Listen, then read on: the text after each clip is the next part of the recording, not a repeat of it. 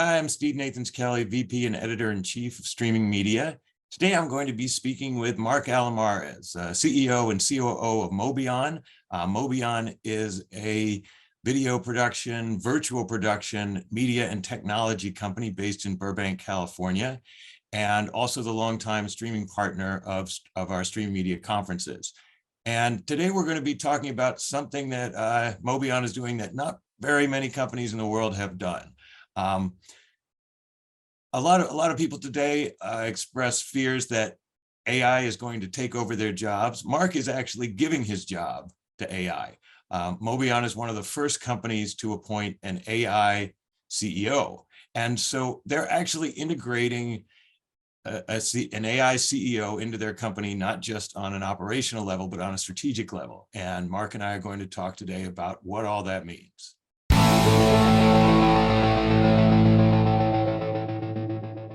I saw your press release and, show up in a few different places. Oh, really? Okay. Yeah. So I just want to confirm one more time, just because of what tomorrow is. This is real. What's interesting is that we wanted to launch it before April Fools because, again, we got called by the, Newswire service. And they were saying, is this for real? And they had to vet it, and they kept on calling me, and they had to go and escalate it to other managers. I said, yeah, definitely, it's for real. And I gave them the background. They said, yep, sounds legit. So we're going to run the press release. So, and I wanted it to get it before April 1st so that there would be no confusion whether or not, it was a joke. But yeah, we're very serious in implementing AI for our business at Mobeon. Because again, we feel like it's going to impact all levels of our business, from sales and marketing to customer service to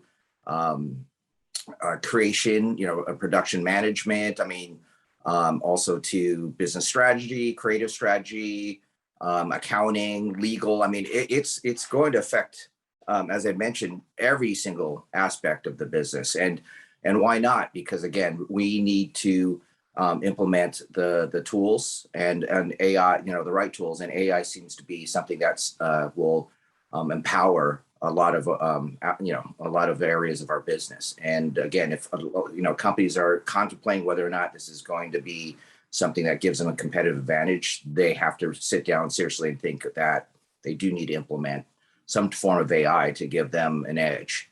And so this is just a start, and I think it's going to be commonplace. And the other reason why we decided to implement and have an AI CEO is that why not? And also it will be the future, and that's something that we're very invested in how to do things better, faster, quicker, more efficiently, and ultimately more profitably. So just give me an example of a task that you would assign to an AI CEO and how that would work.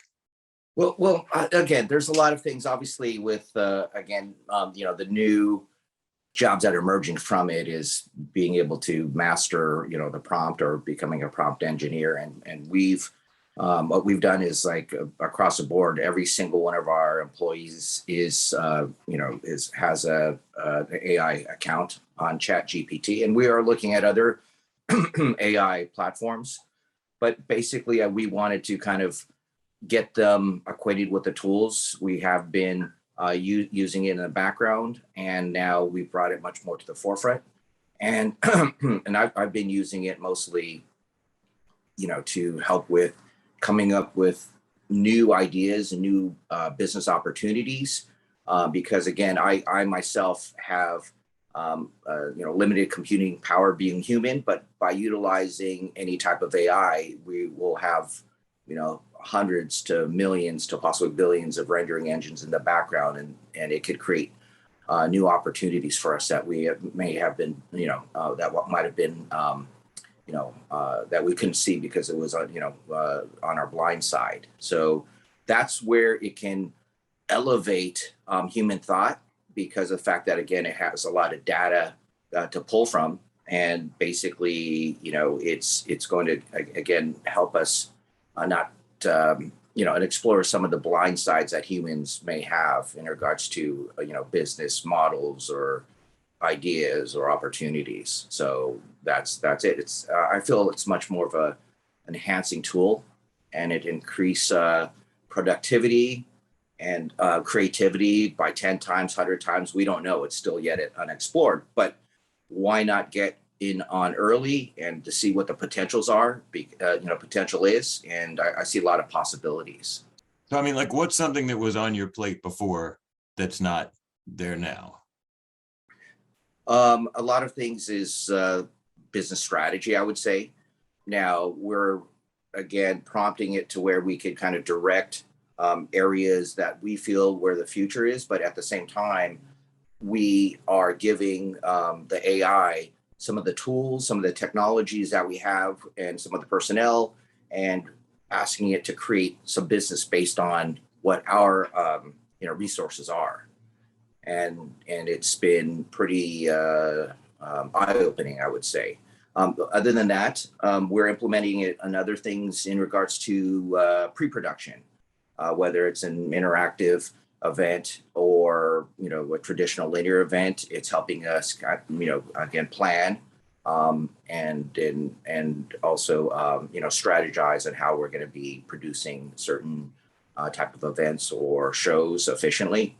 Another thing is that one of our production managers having it create Excel spreadsheets in regards to both budgeting and also production management. So that's something that we're starting to utilize as well.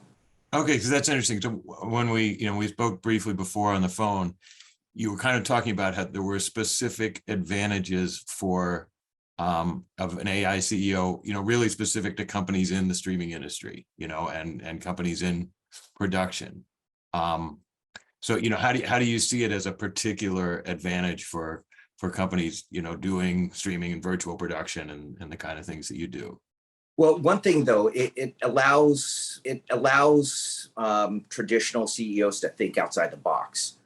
And one of the things is that, again, for us, helped us even realize that, again, we're primarily a service business from our aspect, but it allowed us to look outside of that and becoming much more of a intellectual property company, as opposed to just being a vendor for other companies. But it also allows us to kind of think creatively and think, allow us to think on how we could use these tools to create much more value for other companies. And that's where it comes into play. But also on the business strategy side, as I'd mentioned before, it will look at new ways to create opportunities, and it'll open new doors, because again, it'll give certain insights to CEOs, if they're not implementing an AI CEO, but it'll assist them in finding new insights to address specific needs for companies or brands or or other type of again, creators to serve their needs. So it's another viewpoint, I would say, and again, it puts a new light onto some of the areas where we may be limited in our thinking. So if you and Chingiss Tron disagree about something that Mobeon should do, who wins? Who wins that argument? So that's a great question.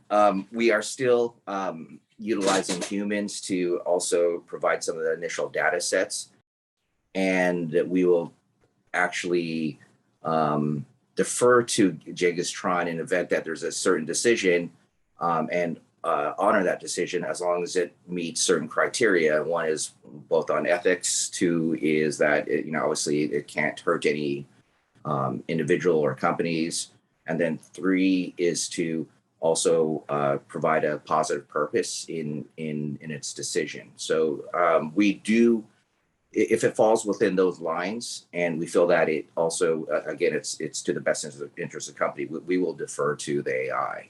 So I don't know if that makes sense, but we do have certain, I guess, guidelines, and also, in regards to this, because we cannot let it run amok in some of the decision-making processes. But eventually, as I said, the technology is still somewhat in its infancy, but as it evolves, we will evolve as a company. And but we're there to manage that, and then also it'll get to the point where its decision making will absolutely be at its highest level as time progresses. And I think there's a lot of things that do have to be answered, because there does need to be some checks and balances in regards to some of the decision making. And because again, for the fact that it could, what we're trying to do is have any type of negative impact, and that's something we definitely want to avoid. So, we hear a lot about streaming companies using, starting to integrate AI into things like workflow automation and, real process oriented things. Are you using AI in that way? Or are you really focusing on using AI on a strategic level more than a workflow? Both in the processes. Because again, in order for the company to thrive, is that we have to look at all aspects where AI can enhance and amplify our company. So anything where we could be much more efficient, and also much more nimble in making decisions, I think that's a plus.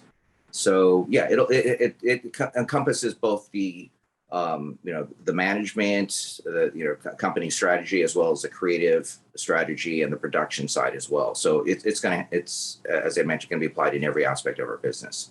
And I know your company is very dynamic and it's always changing, and your approach is always evolving. But compare what your role. I mean, you've been kind of the CEO, COO for Mobeon from the outset, right? I mean, compare your role over the last 5 years or over the last 2 years to what you believe your role will be 5 years from now with an AI CEO. My goal is to create a company that is constantly evolving, also meeting and also writing, I guess, new pages in where technology should be. But my goal is to eventually have the AI CEO run the company, where I could spend more time not running the company, but thinking of more things creatively, but also hopefully retire and having the AI CEO just run the company and have it generate the profits, and overall maybe get us to a point where we're again capable of generating vast amounts of money to help other people. That's my goal. So and if it does create wealth, it's going to be for other people, and I think that's a good thing. Yeah. Anything else you think we'd be remiss not to talk about here? Or?